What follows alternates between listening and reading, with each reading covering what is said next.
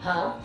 Captain, as it appears we may soon be embarking for a maximum security prison planet, I believe the crew would like to speak with you to, as you humans put it, air some concerns.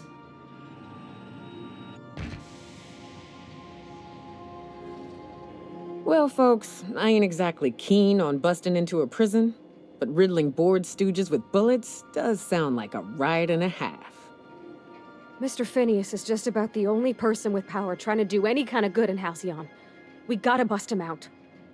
To extract the scientist, you will need to infiltrate the labyrinth. But that course of action is likely to be quite dangerous, Captain.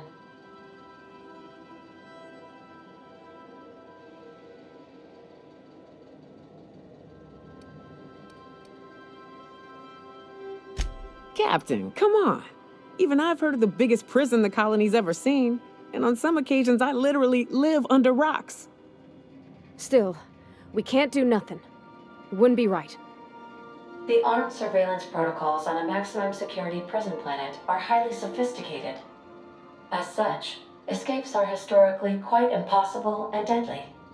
I am programmed to warn you whenever you exhibit inclinations toward risky behavior. Breaking into Tartarus will not be easy. If you really mean to do this, you should see to your final affairs and close out any unfinished business. Once you sneak into Tartarus, you may be there a while, or permanently.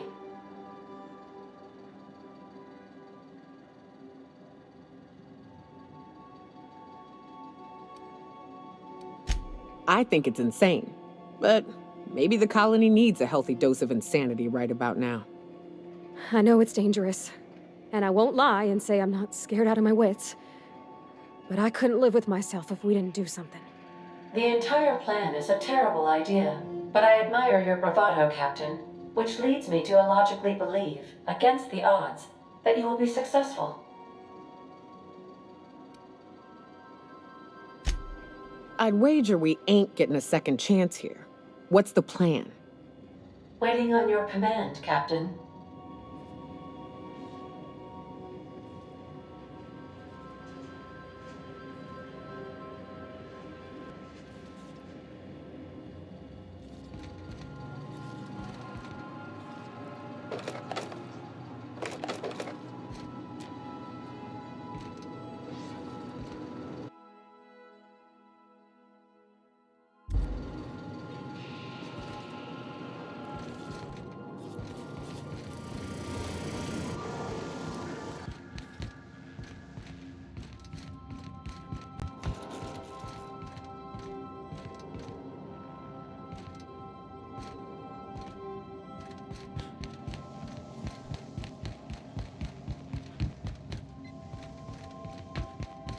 The ship used to be much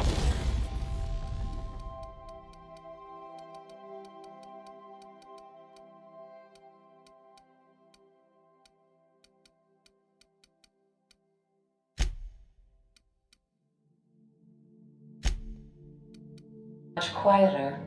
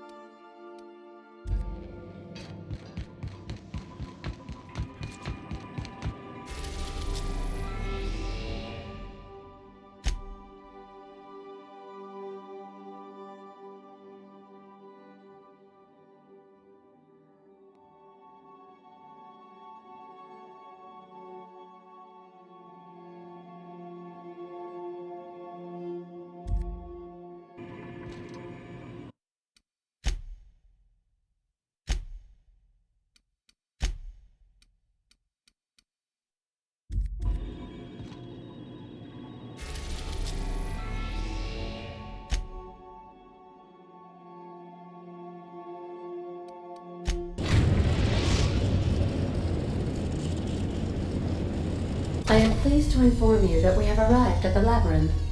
Please be advised that the punishment for trespassing is execution. Please be advised that electrical storms on the surface of Tartarus make departure impossible at this time.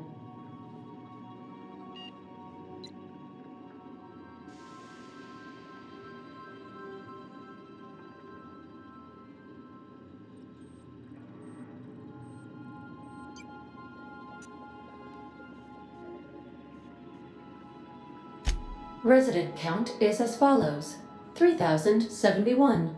Resident deaths, including but not limited to executions, are as follows: 1,684. Resident escapes are as follows: 0. The interior can be chilly. Take a scarf with you, Captain. I would also ask that you leave your captain's ID with me, in the event that you do not return.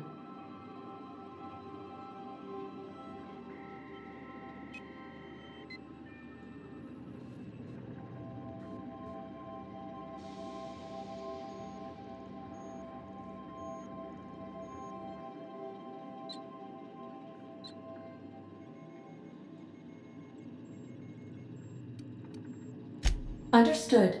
If you die or are incarcerated for life, I can generate a new ID for the next captain. I would prefer if you return, though. Oh, speak of the devil. Captain, I am receiving a transmission from the prison's docking authority now. Attention, unauthorized spacecraft. This is a maximum security installation. Your presence here is an explicit violation of UDL corporate policy. You are hereby confined to your docking platform until a ticket detailing your crimes has been filed and notarized, at which point your vessel will be seized and you will be executed.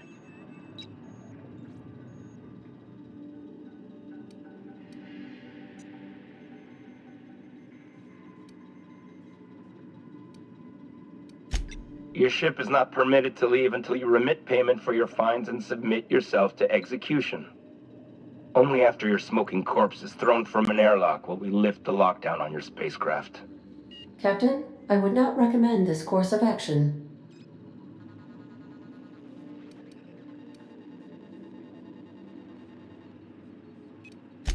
Protocol is important, sir.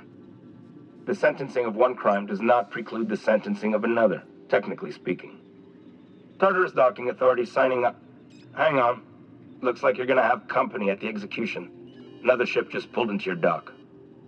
Wait, is that from the Groundbreaker? What the? Pay no mind to that, just have a pleasant day. Transmission terminated. How can I be of assistance? May luck be with you. Of course, as I am sure you are aware, luck does not exist. But it seems to comfort humans to believe they possess good quantities of it.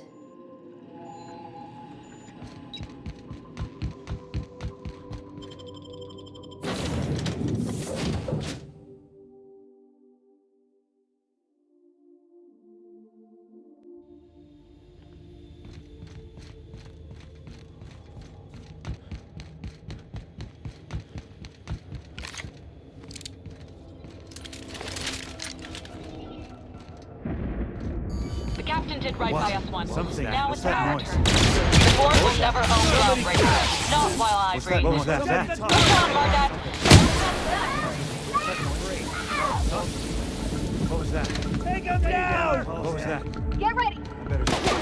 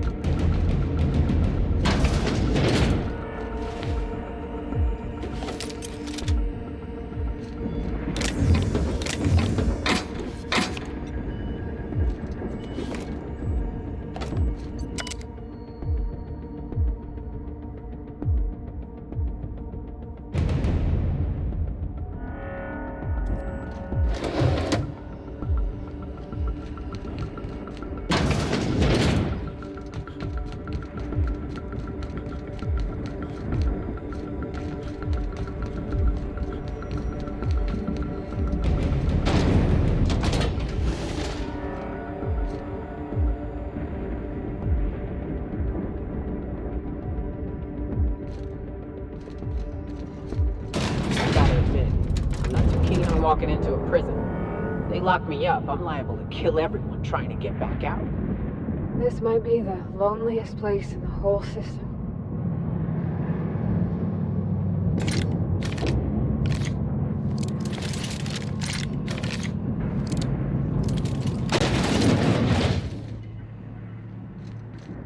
Whew.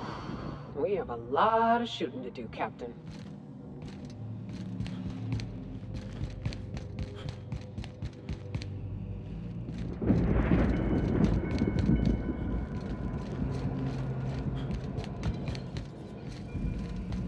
What? Something's not Here they right. come!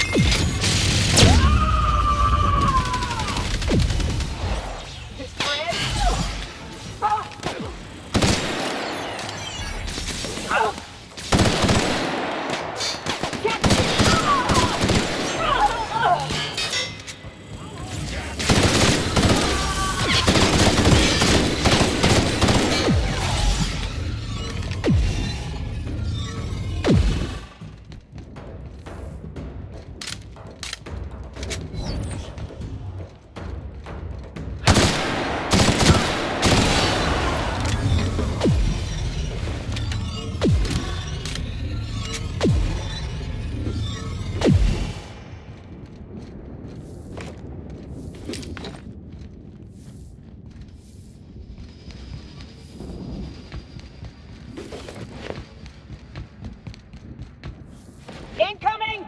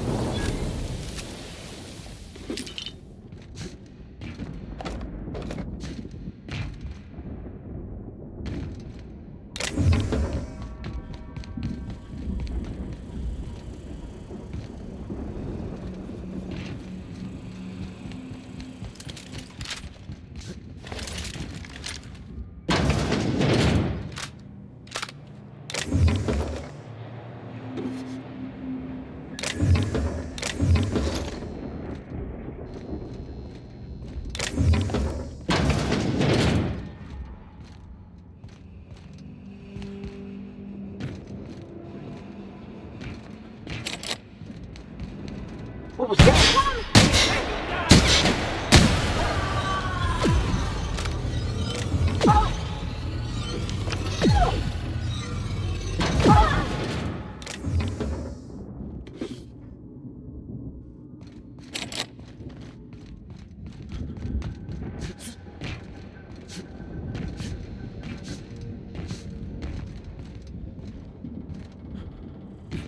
Here they come!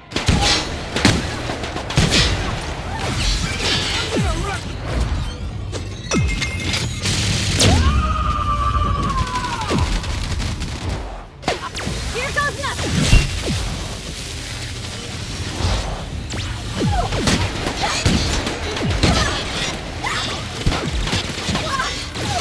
Attack is bleeding!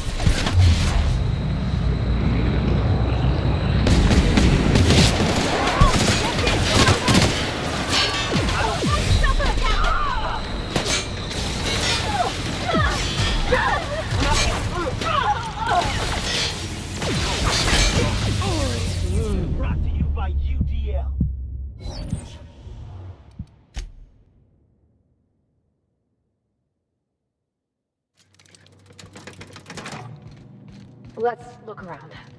There's gotta be a few ways through here.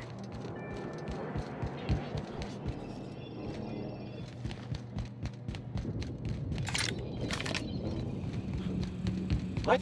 Incoming!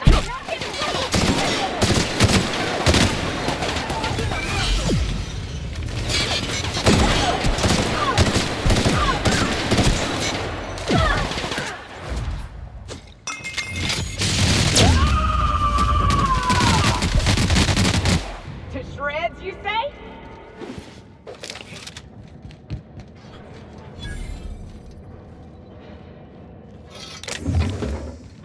What was that?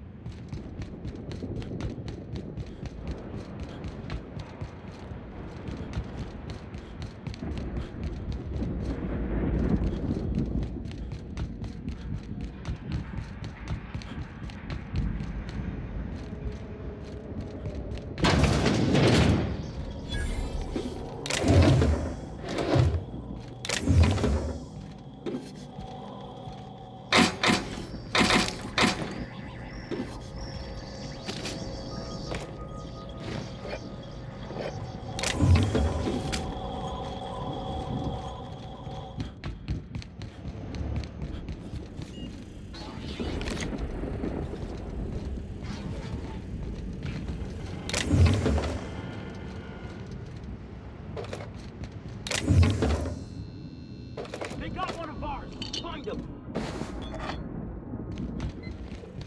Returning fire!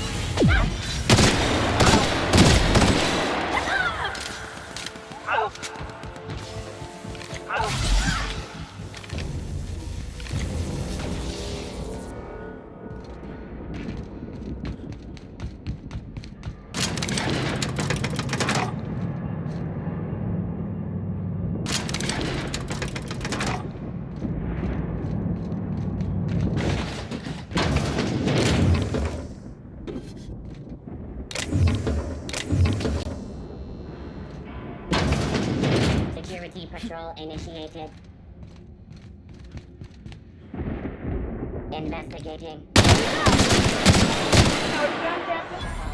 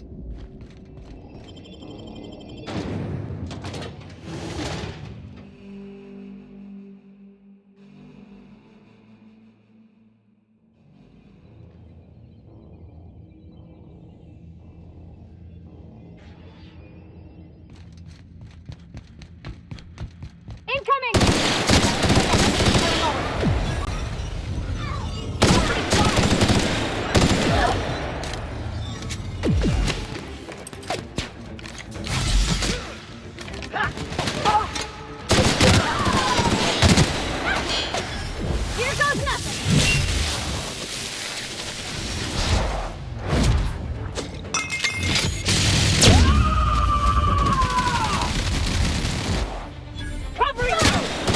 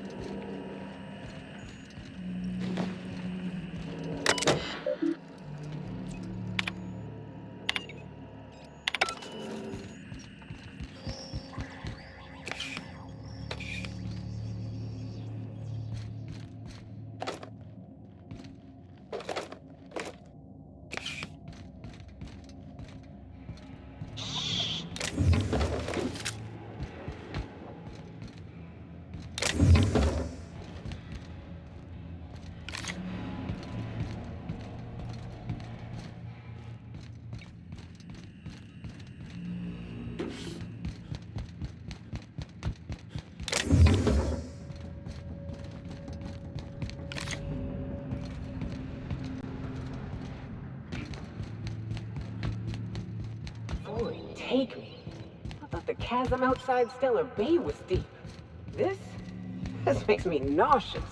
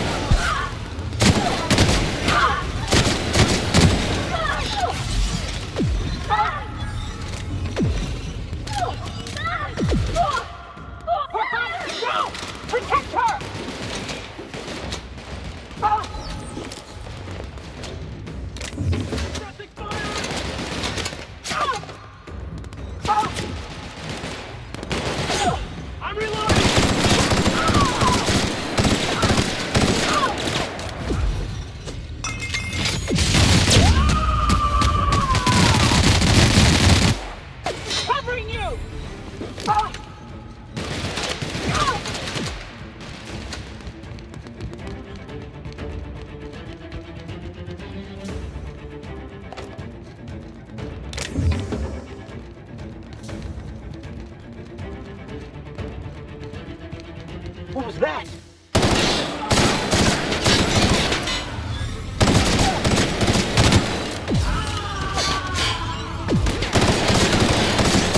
All right.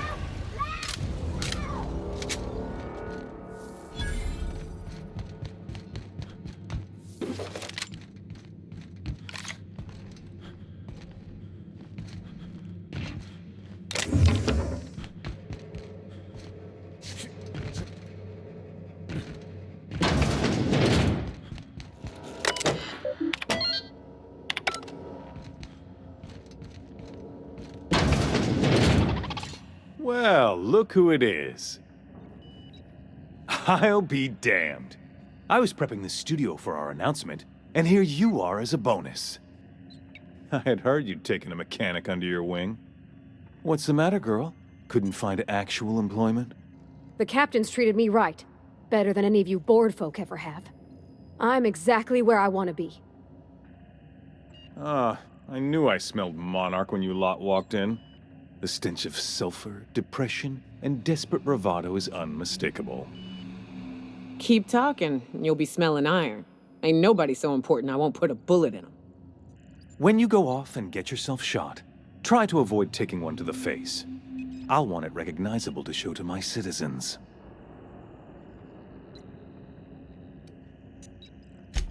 Haven't you heard? Phineas is working for us now. It took some doing, but employing an efficient management strategy of putting our guns to his head seems to have done the trick.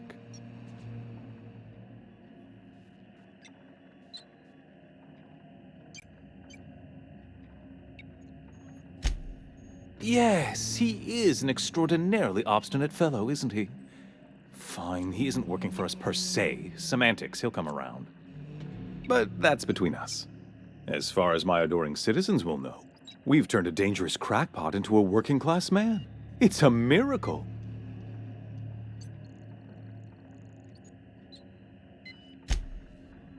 Oh yes, go on, wake them up, add more mouths to feed. That'll solve our starvation problems. I don't know what half-baked plans that simpleton in a lab coat has been leading you through, but it's done. It's over. Let me ask you something, Captain. Have you at any point thought about not fucking up our entire society? We're helping, which is more than you can say. I'm making actual progress towards stabilization and recovery. You're just getting in the way.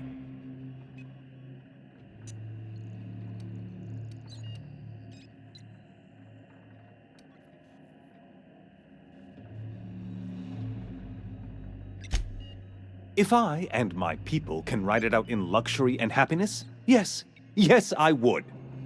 I don't know if you've noticed, Captain, but Halcyon's pretty much a lost cause.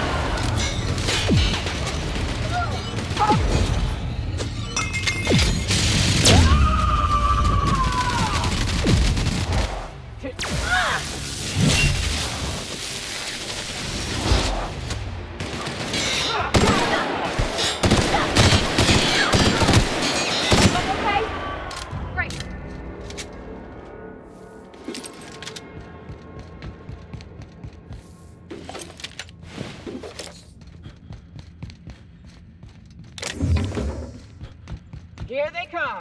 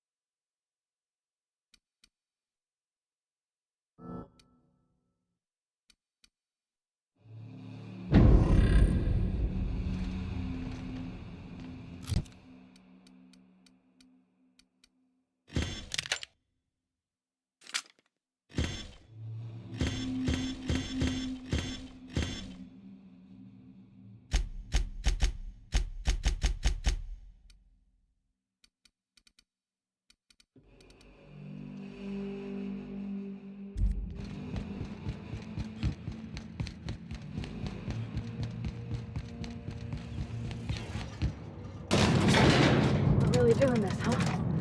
Take a breath now, folks. Once we're up there, I suspect we ain't gonna have time to stop shooting.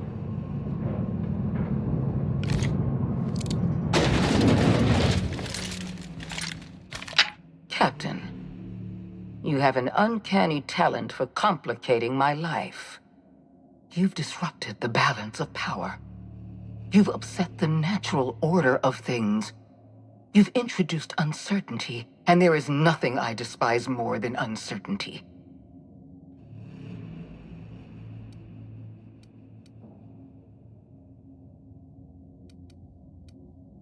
Typical. Running your mouth in the middle of a crisis. It's almost as if you delight in chaos. I should have dealt with you a long time ago.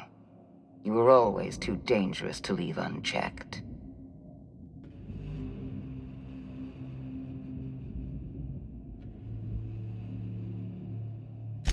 Leaving you alive was my greatest mistake, but it is a mistake I intend to correct.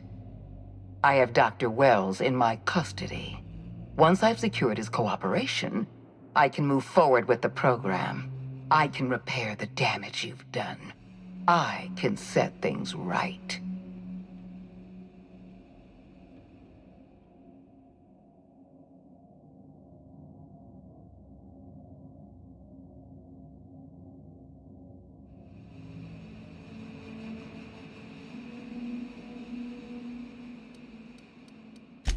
Fair enough. I'm giving you exactly one chance to parley with me.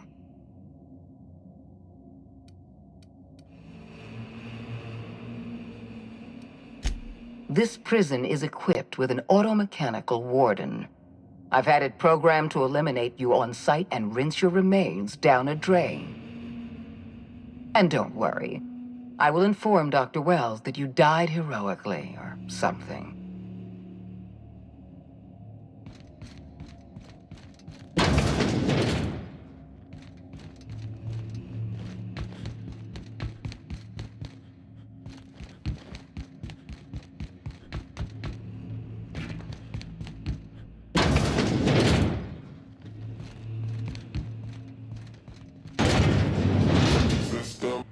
Incoming!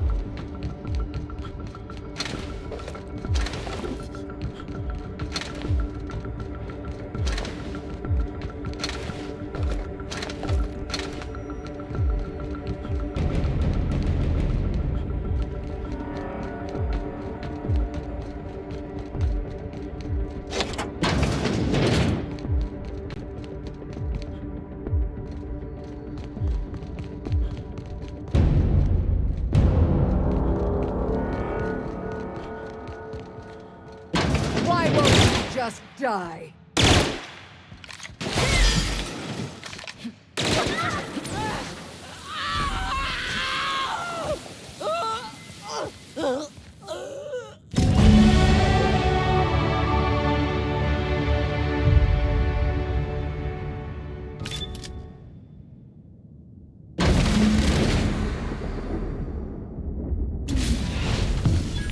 You don't know how glad I am to see you.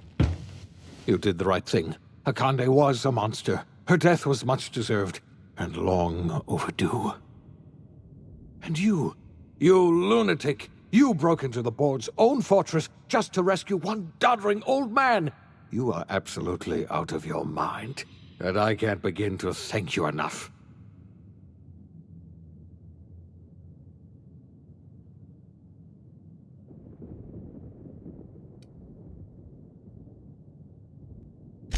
Ah, all in a day's work for you, huh? You've broken the board's stranglehold on this colony, and you saved my life. But there's still so much we have yet to accomplish. You and I are going to have to work harder than ever to save Halcyon. I'm afraid the situation is far worse than any of us ever anticipated.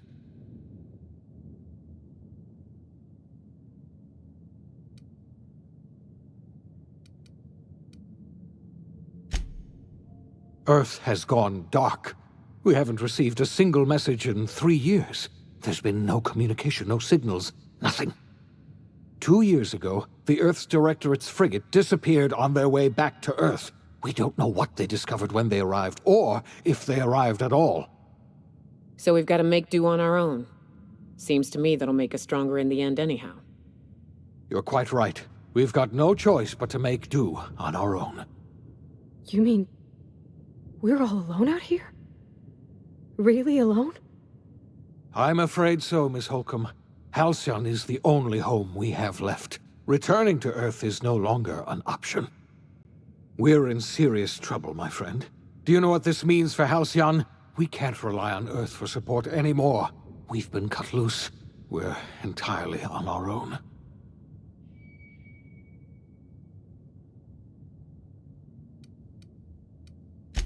Yes, certainly. I'll help however I can.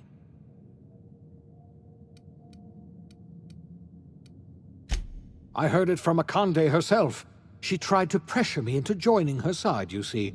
Tried to make me realize that all hope is lost, and that we are alone. She was half right. We are alone, and we're going to have to fend for ourselves, because there's no telling what's happened to Earth. I don't know what happened, but something must have gone horribly wrong. I don't know why Earth's gone silent. I don't even know if Earth exists anymore. We have no connection back to Earth, and return is likely impossible. We're completely alone out here.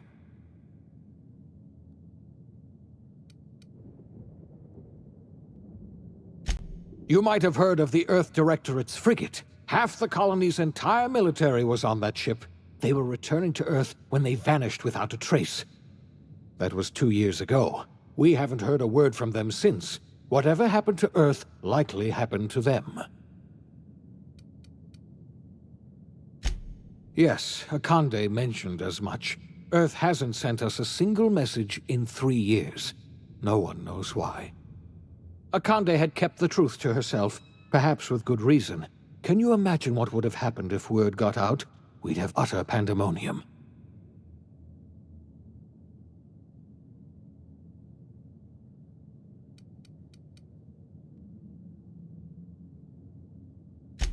I wasn't trying to hide the truth from you, but after all you've done, I owe you an explanation.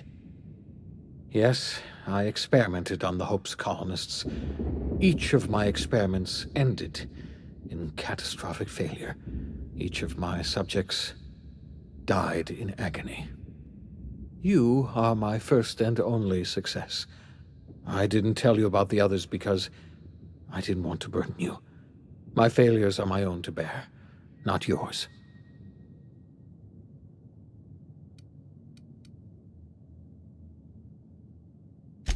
I'm not asking you to forgive me.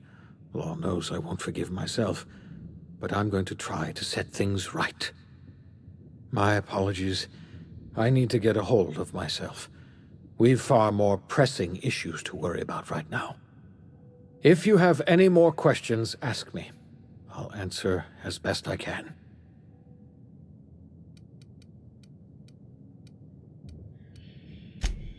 Yes, we do. You've done a marvelous thing. You've succeeded where anyone else would have failed, including me. We must begin the revival process immediately, starting with the Hope's brightest minds, and then we're going to fix this damn colony, one problem at a time. We're going to need a leader, and I can't imagine a better person for the job than you. What do you say, old friend? Will you help us?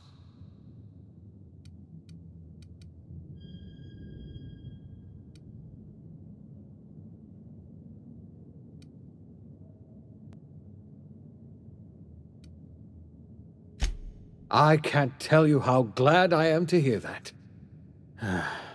When I revived you, I thought we were going to save this colony all by ourselves, but I was wrong. We can't save Halcyon on our own. We're all going to have to pull together, somehow. We are not a colony anymore. Our last connection to Earth has been severed. I don't know if we'll survive, but we're going to have to try our best.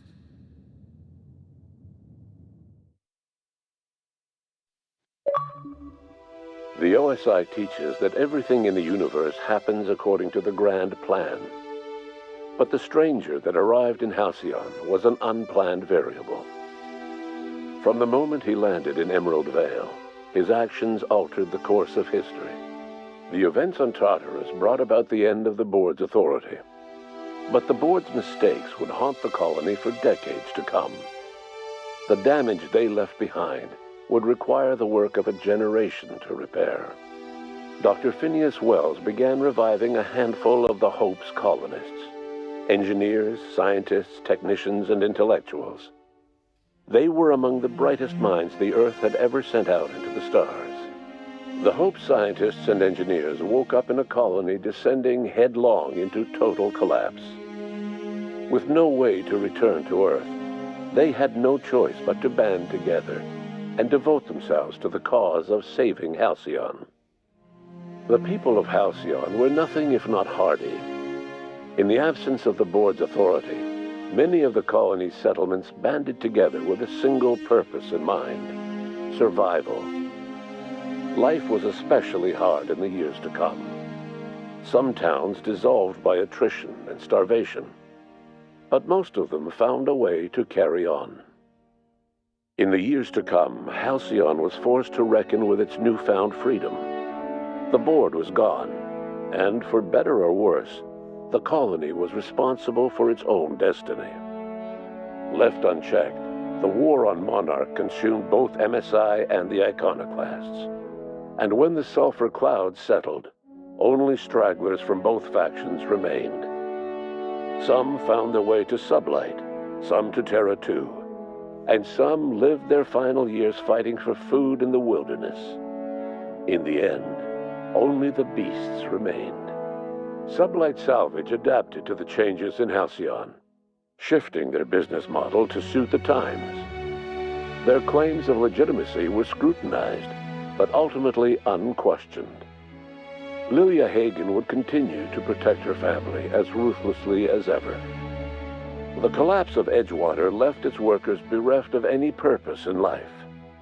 Most of them made their way to Adelaide McDevitt's camp, hoping to ingratiate themselves into her favor. Adelaide accepted only a few to her community. The rest were turned away and likely died of starvation. Nevertheless, Adelaide's camp grew into a well-established town. Adelaide McDevitt refused to cooperate with the ongoing effort to save Halcyon from collapse. A sympathetic deserter stole a copy of her research and delivered it to the Hope's scientists. It is unclear how useful Adelaide's research was. An optimistic estimate suggests her work may have bought Halcyon another few years of survival.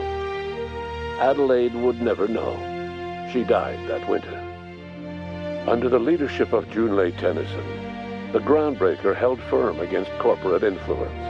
The ship's mechanical stability gave Junlei the time to educate a promising generation of engineers, schooled in her family's traditions. The future of the groundbreaker looks promising. The rediscovery of the Hope and the abandonment of the lifetime employment program forced Byzantium to come to terms with some uncomfortable realities about the state of Halcyon. While Byzantines were reluctant to surrender the luxuries they'd grown accustomed to, the board's diminished authority gave them little choice in the matter. Nearly everyone had to learn to make do with less. Some even had to get jobs. It was a dark time indeed. Though Parvati eventually grew comfortable aboard the Unreliable, she never quite came out of her shell. She seemed to prefer the company of Ada to the crew, and she could often be found neck-deep in cables and grease, telling Ada funny stories from her childhood. While the colony fell into chaos, she found an island of relative peace with Ada, and they formed an unusual bond. She decided to remain aboard the Unreliable permanently as its chief and sole engineer. As hard as she tried to drink them away, Nyoka's memories eventually overcame her. Traveling with the crew served as a constant reminder of the family she'd lost, and so she eventually returned to Monarch to get back to what she found most comfortable: the deep end of a bottle and the far end of a trail. Few have seen her since, but travelers often swear they hear her and her machine gun in the night, screaming swears and spitting bullets. Before his untimely death, Captain Alex Hawthorne had plans to restore and modify, for combat purposes, a sanitation and maintenance automechanical that he'd found in a state of disrepair in Emerald Vale's scrapyard. That unit remains broken down and forgotten in the Unreliable supply closet to this day. Minister Clark was released from house arrest, and his contact with you gave him a sense of renewed purpose and vigor. Once it became clear that no help would be coming from Earth, he threw his considerable efforts and talents into helping Halcyon manage the crisis before it. As for Dr. Phineas Wells, he spent his remaining years in his orbital lab. Though he was always haunted by the failures of his past, he was determined to make things right by building toward the future. Dr. Wells was able to revive many more scientists and engineers than he first expected, thanks to the additional batch of chemicals you stole from the Ministry. Wells never forgot about the human lives that were lost in acquiring these chemicals. The revival project was hard and painful work, but in the end, despite limited resources, over half the Hope's colonists were successfully revived. Even after Wells passed away, the Hope scientists and engineers worked night and day to pull Halcyon from the brink of collapse. Their efforts continue to this day, which may be reason enough for optimism. Dr. Wells laid the groundwork for the project to save the colony, but he would never live to see the fruits of his labor. He passed away a few years later. His work was carried on by the scientists and engineers he revived. Life will never be the same in Halcyon. It is widely agreed that the colony has a chance of stabilizing within a generation, owing to the hard work and determination of the surviving colonists. Recovery is a distant goal, and the path is long and uncertain. But the people of Halcyon carry on, determined as ever. And what about you, the unplanned variable in the history of Halcyon? Long after Wells passed away, you carried on his work with more energy, determination, and brilliance than he could ever muster. The years that followed were hard, but Halcyon survived by the efforts of the Hope's most promising colonists, the greatest of which was you. No one knows what's happened to Earth, and no one knows what the future has in store for Halcyon. All we know for certain is this: the name of the Unreliable and that of its intrepid captain will remain the subject of countless stories for years to come.